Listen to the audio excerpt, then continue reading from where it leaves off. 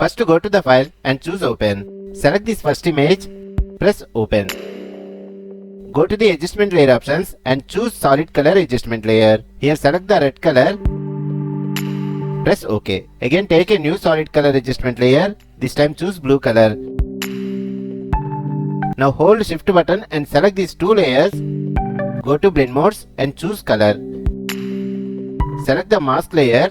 Take brush tool. Set the foreground color to black. Set the hardness to 40%. Change the opacity to 15%. Now apply the effect like this.